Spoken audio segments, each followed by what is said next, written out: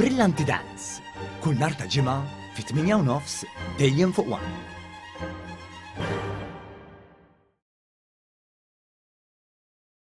Il-Prim Ministru Robert Abela spona l-fatti fil-waqt li kixef il-qerq tal-Oppożizzjoni brabta ma' deċiżjoni tal-Qorti Ċivili dwar il-konċessjoni marbuta ma' tliet sptarijiet.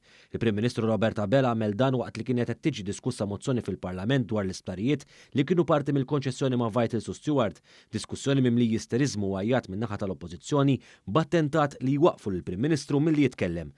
Dr. Abela tenna li jekk fissara il-perjodu tal-appell seta' jitkellem b'libertà quddiem l-immanipular u l-gideb tal-Oppożizzjoni dwar il-fatti wara deċiżjoni tal-Qorti Ċivili.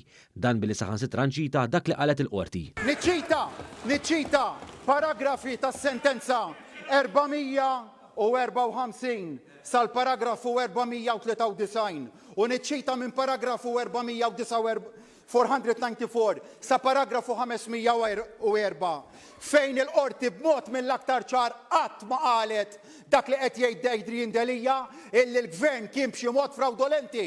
ċar daqs il-kristall, il-Qorti qatt ma qalet li l-Gvern kien fraudolenti.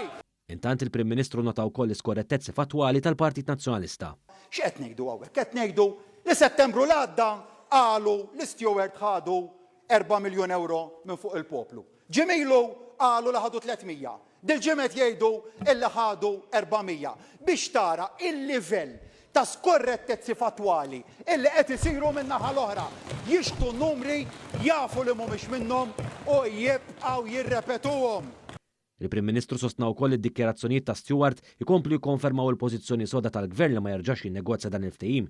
Dr. Abela tenna wkoll il-gideb tal-Oppożizzjoni dwar li ma sar l-ebda investiment f'pajjiżna minn Stewart dan hekk kif ġab numru ta' eżempji fosthom bl-Iskola Medika ta' Bars Fawdex u anke s-servizzi fl-Isptar Kering Grek hekk kif kien hemm 1000 admission b'70,000 sija ta' trattament. Iżda mhux biss, hekk kif il-Prim Ministru elenka wkoll dak li sar fl-Isptar Ġenerali ta' Għawdex fost oħrajn. Ġewwa l-emerġenza f'Għawdex kien hemm total ta' 65,000 pazjent illi żar l-emerġenza.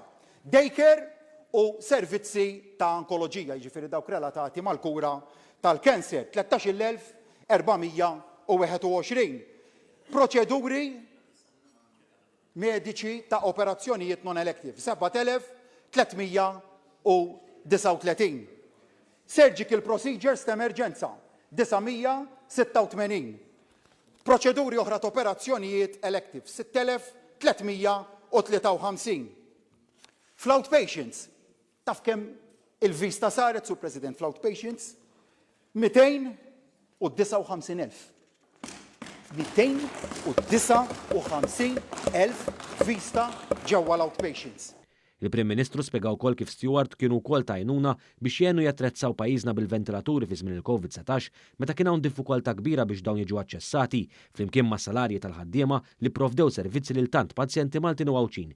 Minkejja dan, il-Prim Ministru tenna li l-Gvern mhux se jieqaf hawn. Jien, Sur President, minn hawn u se nsegwiha bitra formali se nitlob lill-Awditur Ġenerali biex jinvestiga din l-allegazzjoni minn naħa ta' Adrian Delija u jirrapporta fir-rapport tiegħu jekk hemmx farka verità dwar din l-allegazzjoni li Stewart ħalsu irċevew anzi 400 miljun euro u ma tawx il-valur tagħhom lura f'investiment infrastrutturali u servizzi mediċi lil poplu Malti u Għawċi.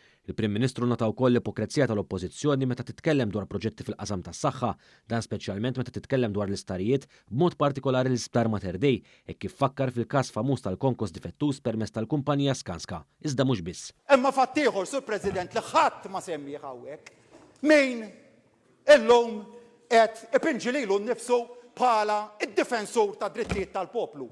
Skanska f'pajjiżna kellha għal 10 snin sħaħ bniedem li ġewwa Malta kien jatti u jipproteġi drittijiet tagħha. Ħanejt jipproteġi drittijiet tagħha. Taf min kien, Sur President, jgħid dil-Kamra faċċata tiegħi.